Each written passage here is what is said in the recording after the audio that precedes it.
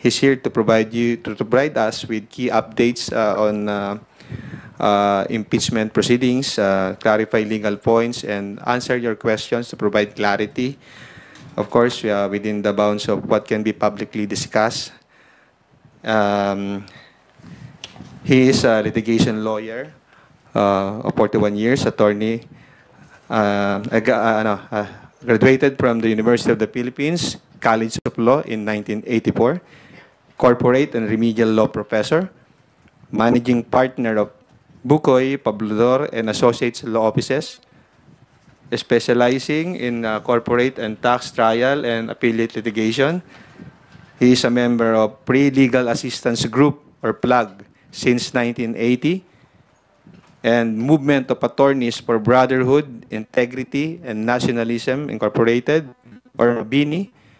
Both associations are human rights and public interest groups of lawyers. At this point, it is my honor to introduce the official spokesperson of the House Prosecution Panel. Please welcome Attorney Antonio Odi Z. Bukoy. Before we begin the question and answer, we will allow Attorney Bukoy to deliver his opening statement. Sir, you may please proceed. Maraming salamat at magandang umaga po sa inyong lahat. I want to set the tone nito pong interview sapagkat tayo ho ay nahaharap sa isang usaping pananagutan. Pero ito po ay hindi pangkaraniwan na usaping pananagutan. Ito po ay moral na usaping pananagutan. Ito po ay kaakibat sa natatanging proseso na hinaharap ng sambayanan. Ito po ay ang impeachment ng ating pangalawang Pangulo. Bakit ito natatangi? Sa kauna-unahang pagkakataon, sinakdal ang pangalawang pinakamataas na pinuno ng bansa sa pagbabanta sa buhay ng Pangulo, ng unang ginang at ng Speaker of the House. Hindi lang po ito pagbabanta. Inamin niya na kumontrata siya ng taong magsasakatuparan ng bantang ito. In other words, may kinontrata na siya na asasino o mamamatay tao. Natatangi rin dahil sa kauna-unahang pagkakataon, nasakdal din siya sa pangalawang artikulo, which is pandarambong ng kaban ng bayan or plunder. Natatangi because nasasakdal siya sa pangatlong artikulo, malbersasyon ng pananalapi ng bayan. Natatangi dahil siya ay nasasakdal sa pagtataksil sa saligang batas. And finally, natatangi dahil sinakdal siya sa mga karumal-dumal na krimen. Ngayon, ito pong paglilitis na ito, hindi lang po ang pangalawang Pangulo ang nasasakdal. Nasasakdal din po dito ang institusyon ng Senado bilang isang impeachment court. Nasasakdal din ang buong sambayanan na dapat ay buksan ang mga mata, makilahok sa proseso upang sa gayon ay matugunan ang mga pag-aagam-agam at mga katanungan. With that, I'm ready to receive your questions. Marami pong salamat. Thank you, sir. We will take the first question from Mela Lismoras of PTV4. Hi, good morning po. Attorney Bukoy. Ay, kumusta? Yes, I'm Mela po from PTV. Sir, unahin ko lang about you. What made you say yes po sa pag-accept ng post nito as spokesperson? And can you just, spokesperson ng House, impeachment prosecutors, yung exact term po na pwede namin gamitin? Ako po ang tagapagsalita o spokesperson, wala akong distinction eh. The prosecution panel. So magkasama po dyan ang public prosecutors at ang private prosecutors. Ano nag-udyok sa akin na tanggapin ito? Para ho sa bayan. Kinausap ako ng ilang kaibigan na nasa prosecution panel and sa palagay nila ay ako ay makakatulong para ilahad sa taong bayan kung ano ang sinusugo ng prosecution. Tinanggap ko po after talking to my family. Nasagot ko po? Opo. And may second question lang po. Kahapon kasi, sir, inilabas na ng impeachment court, ng Senate impeachment court, yung isinumite ng kampo ni Vice President Sara Duterte na buong listahan ng kanilang mga magiging abogado dito nga sa paglilitis. And speaking of, kanina nga nabanggit nyo na kayo ay pangkalahatan na tagapagsalita ng House Prosecution Team.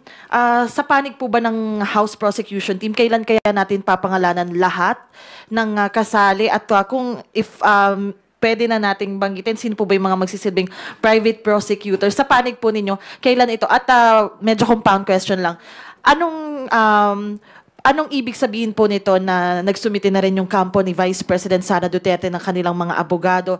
Ano po yung ibig sabihin nito para sa trial? Ibig sabihin po nito na naglahad na sila ng kanilang entry of appearance, ibig sabihin nito ay handa sila na dumaan sa paglilitis. Ngayon, yung inyo pong isang pangalawang katanungan, kailan ho natin papangalanan yung mga private prosecutors? All in due time. Okay, thank you po. Salamat din po. Thank you, Mela. Billy Vegas from Abante Politico. You're recognized. Attorney, magandang umaga po. Attorney, tanong ko lang, meron po ba kayong bayad doon sa Wala po. pagiging... Gaya po na sinabi ko, ako po ay pinakiusapan kung maaring tumulong. Hindi ko na po kinakailangan ng bayad. Para ho sa bayan to. Hindi ho bayad, bayan. Next question ko po. Attorney, do you think po ba yung utos ng second impeachment court na pasagutin yung 20th Congress na House, kung gusto pa nilang ituloy yung impeachment trial ay admission na pwedeng tumawid, mag-crossover yung impeachment? Okay, sa aking pong pananaw at sa pananaw ng prosecution panel, there's no such thing as crossover. Yun ang sinasabi nila na nagtapos ang 19th Congress. Ang natatapos po ay yung legislative work, yung paggawa ng batas. Yung institusyon ng Kongreso, yung institusyon ng Senado, ay hindi po yan nag-expire. Tuloy-tuloy po yan. So, I think it's a misnomer to say that will it cross over? There's nothing in the Constitution that says crossover. In fact, sa ilang decided cases, gaya po nung Pimentel versus the Joint Committee, sinabi ng Supreme Court na ang napuputol, ang nagwawakas ay ang sesyon sa paggawa ng batas. Hindi yung institusyon na nagsusurvive, tuloy-tuloy. Nasagot ko po ba? Thank you. Isa pa po. Last. Hypothetical question lang po. What if i-dismiss po ng Senate impeachment court yung complaint, yung case, nang hindi man na nag-hearing? Wala ho sa saligang batas yan. Yan ho ay betrayal. Yan ho ay hindi alinsunod sa ating saligang batas. Sapagkat, unang-una, I'm assuming ang inyong tinutukoy ay yung motion to dismiss na inilahad ni Senator Bato de la Rosa. Ang hukom po, hindi nagmo-motion. Ang nagmo-motion, yung mga partido. Yung mga grounds na binanggit ni Senator de la Rosa, yun din po yung grounds na iniakit nila sa Supreme Court. So, ang nangyari, si Senator de la Rosa, umaaksyon na parang defense counsel. Ayon ho sa saligang batas, kapag nailatag ang articles of impeachment, dapat agad-agad mag-proceed sa trial. At dapat bigyan, iserve ng writ of summons ang impeached official para maglahad ng sagot or answer, not a motion to dismiss. Kung yung nasasakdal ay hindi pwedeng maglahad ng motion to dismiss, di lalo na siguro yung hukom. Di po ba? Dahil ang sinabi po ng saligang batas, ang kapangyarihan ay to try and decide the case. To try, ibig sabihin po ay maglitis. Pangalawa, ang ginamit po ng saligang batas na lengguwahe, trial shall forthwith proceed. Trial. Hindi ho sinabi ng saligang batas na ang kapangyarihan ay to hear and decide. Mas malapad po ang saklaw nung legal term na to hear. Ang legal term to hear means to ascertain whether or not the articles or ang reklamo is worth pursuing. In other words, may basihan ba yung sakdal? Hindi ho sinabi ng saligang batas to hear. Ang sinabi ng batas, to try and decide. Ganun ho ka-eksakto ang lengguwahe ng saligang batas ukol sa proseso ng impeachment. Thank you po. Salamat din sa tanong. Thank you, Billy. Let's proceed with the next questions from Tina Panganiban Perez of GMA7. Good morning po, sir. Morning. Sir, prior to your appointment as spokes of the PROSEC panel, have you ever assisted them in any capacity? Meron na po akong ilang nasaluhan na meeting para ho malaman ko kung ano ang mensahe na ihahayag ko sa publiko. So, yes, nagkaroon na po ako ng partisipasyon. But not as a private prosecutor, sir. Hindi po ako private prosecutor. Opo.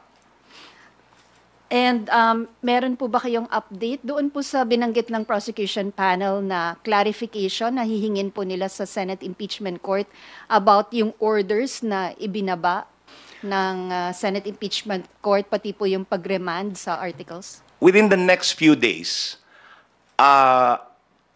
ang prosecution panel ay magpa-file or maglalahad ng mga kaukulang pleading.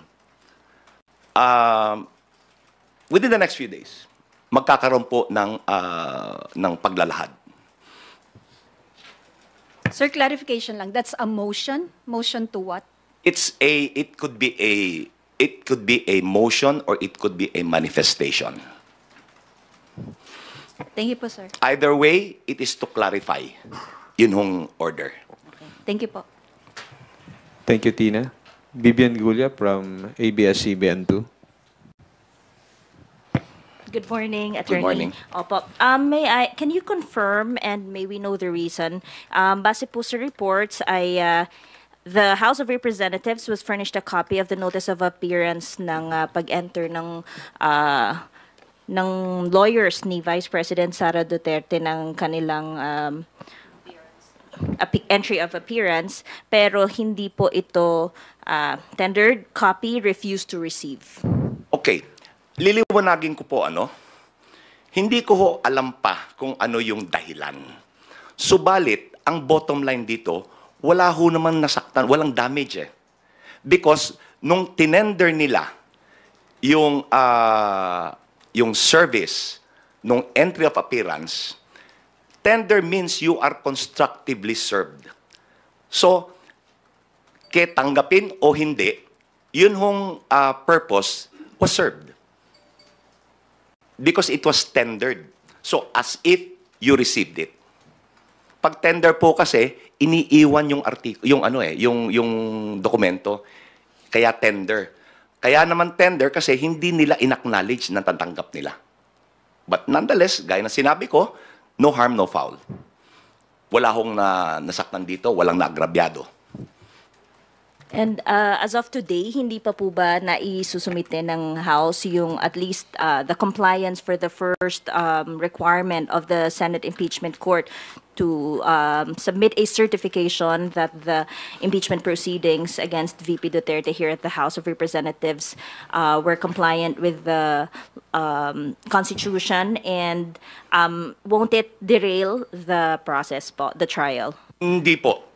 Sa katotohanan, nung huling session day ng Kamara, nagpasaho ng resolusyon alinsunod sa kautusan ng impeachment court.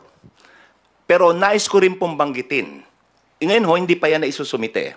Pero naipasa na po. Gaya ng nasabi ko kanina, in the next few days, magpa-file ho ng ng appropriate pleading ang House Prosecution Panel. Ngayon, ito pong ni-require, yung ni-require ho ng impeachment court na magsumite ng certification na hindi nilabag ng Kamara yung 1-year bar rule.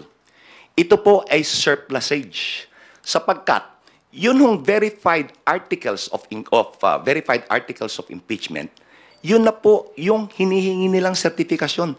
Gaya po nung ruling ni Juan Ponce Enrile nung impeachment trial ng ating dating punong hukom ni dating Chief Justice Renato Corona. Ang sinabi po na ruling nun ng presiding officer ng impeachment court na kapag umabot na, kapag nailahad na ang articles of impeachment sa impeachment court, there is now attached to it the presumption of legality and regularity. Hindi na dapat pinagtatalunan. Ngayon, that is a precedent sa impeachment court. Nagtataka lang ako, bakit hindi yun sinunod ng kasalukuyang impeachment court?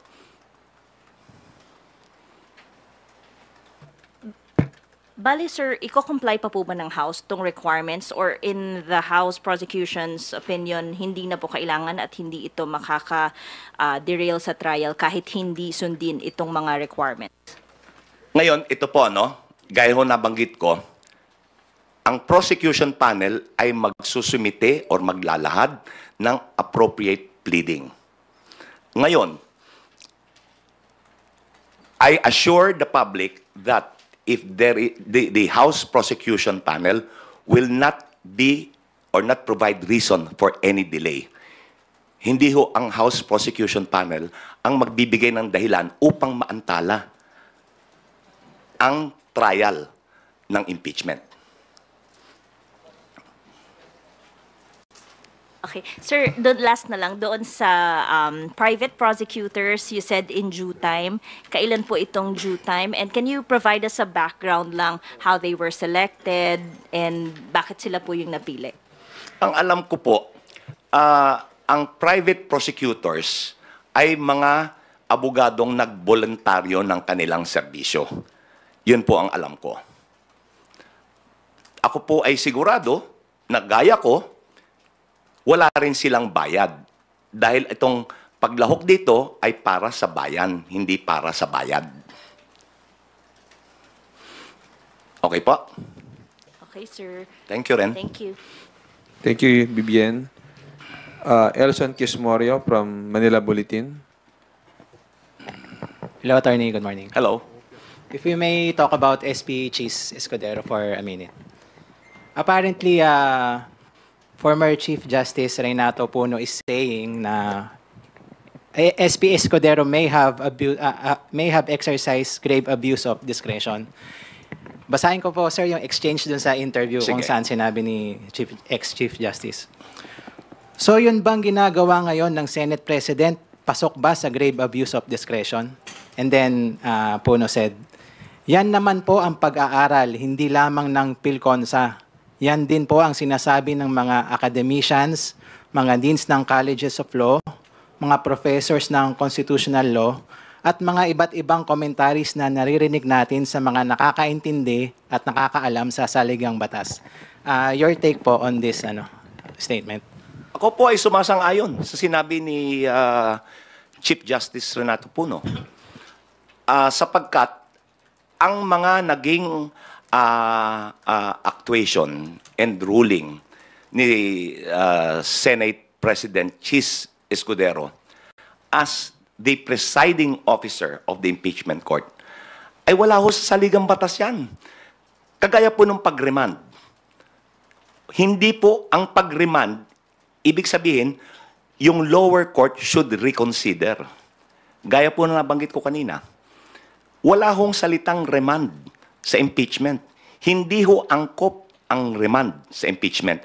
Yung remand ay para sa ordinaryong kaso, sa ordinaryong hukuman, but never sa impeachment court. As a follow-up, attorney, I think SP Escudero is somewhat dismissive of Pilconsa just because the president is Speaker Romualdez. Tama. Your take po. I agree. Is that fair? Is that fair? That's Na- not fair. Because you judge the position based on the merit of what was said. Hindi yung personalidad. Sa palagay nyo ba, si Speaker, iba ho ang posisyon niya, iba ang posisyon, Presidente, Chairman ng Pilconsa. Sa palagay nyo, si Speaker Romualdez ay kayang impluwensyahan ang pag-iisip ni dating Chief Justice Puno? I don't think so. In much the same way that Chief Justice Puno will not and cannot influence the mindset of the Speaker of the House. So, my take is that the argument is based on the merit of the argument, not on the personality. Hindi po personality-based yan. Merit-based. Another one. Attorney, do you agree with SP Escudero's statement na parang the Senate impeachment court daw has no limit to what they can do, No? to what motion they can pursue? Hindi po.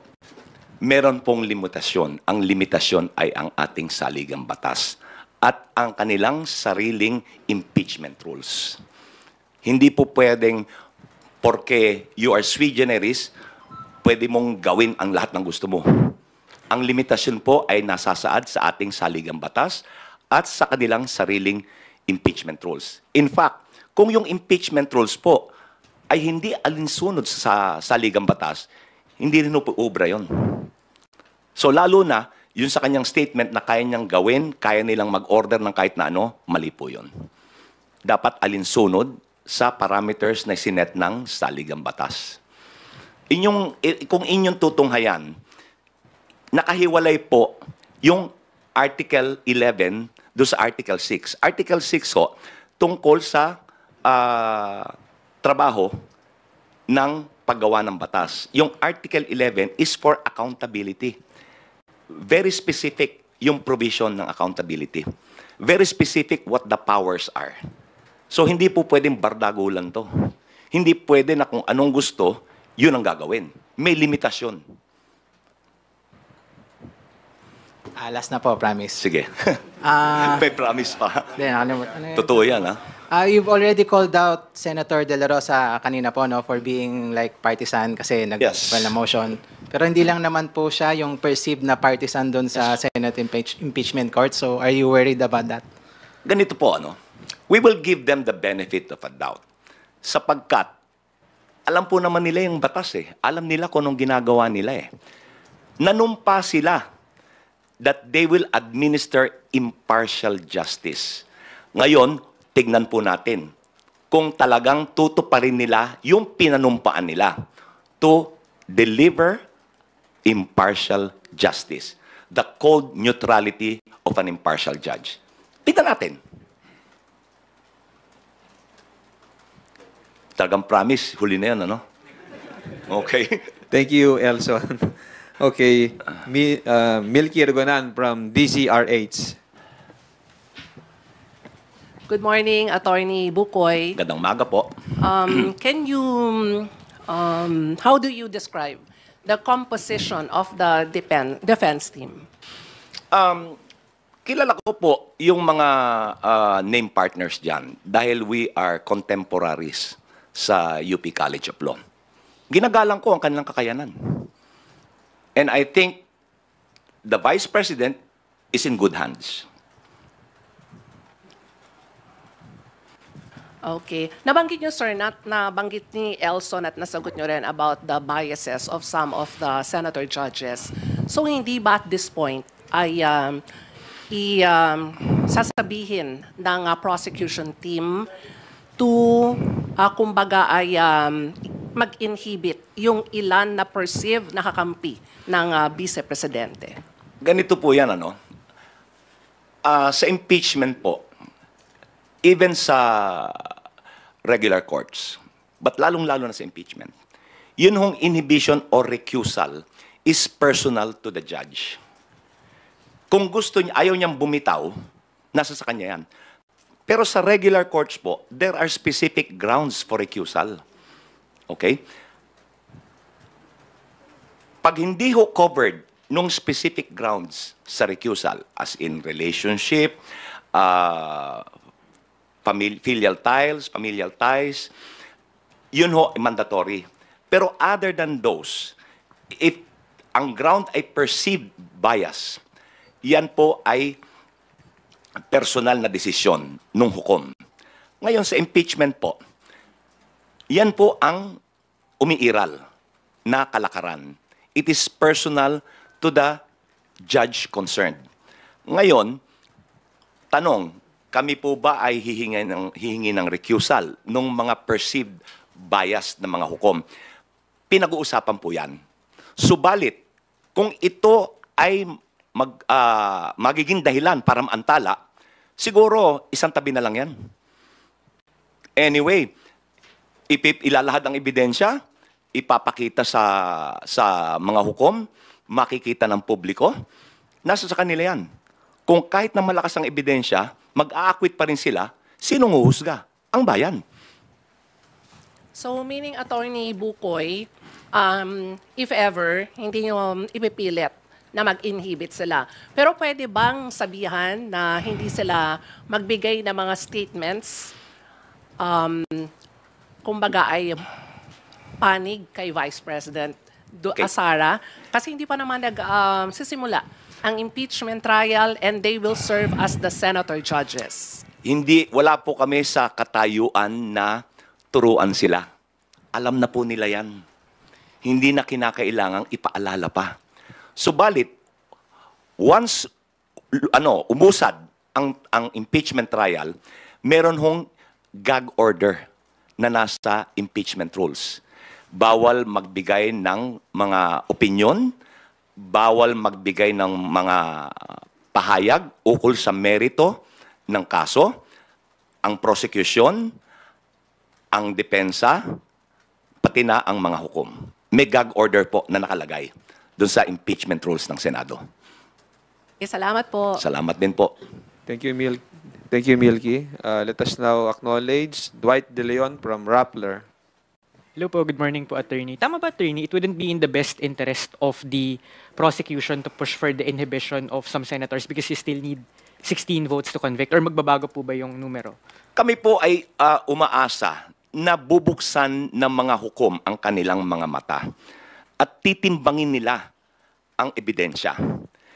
Ngayon, meron po mga identified na kumikiling sa nasasakdal. Meron din po naman na swing votes. Ngayon, yung pong kumikiling, umaasa kami that the evidence will convince them to be impartial and to vote. Kung kinakailangang mag-convict, they will convict. Kung kinakailangang mag-acquit, they will acquit. Lahat po ay depende sa ilalahad na ebidensya. So, para sa akin po, let's give them the benefit of a doubt. Okay po. Attorney, may specific person po ba from the House who tapped you to be the spokesperson? Is it Speaker Romualdez or anyone from the House? Hindi po, hindi ko nakausap si Speaker Romualdez. Ang mga kaibigan ko po sa private prosecution, ang convince sa akin, ang lumapit sa akin na kung maaari ay tumulong ako. Maaari po dahilan sa nakita nila ako na naging resource person sa ilang interview sa teleradyo and dahil kilala ko rin naman sila, sa palagay nila ay nasa kakayanan ko na maging tagapagsalita.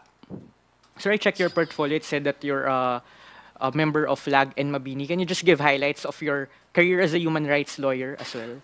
Ako po ay naging kasapi ng FLAG. Nung ako po ay nasa College of Law pa. Estudyante pa lang ako. Ito po yung panahon nila Jose W. Jocno, nila Joker Arroyo, at ni Lorenzo Tañada. So, kami po noon ay kami po yung field investigators kung saan ho may pangangailangan na dapat harapin na human rights abuses. So yan po ay sa mga labor groups, yan po ay sa mga magsasaka, yan po ay sa mga industrial workers. Nung ako po ay naging abogado na, I handled human rights cases also. Sa Mabini, ganun din po. Ang komposisyon lang ng Mabini ay iba. Ang komposisyon ng Mabini nung panahon na yun ay sila Alex Padilla, sila Bobit Sanchez, sila Tony Rosales. Yan po. Yan yung mga nakatrabaho ko. These days po ba, do you still handle human rights cases or mas IP and litigation? I'm still a litigator. Litigator. Intellectual property is one of our fields of practice. Okay po. And attorney, may nakita lang akong post somewhere na nakalagay ICC accredited lawyer. Is that true? Or No, I'm not an ICC accredited lawyer. Okay po. Sige. Mali po yun. Okay po. Sige po. Yun lang po. Thank you, Okay, attorney. salamat din.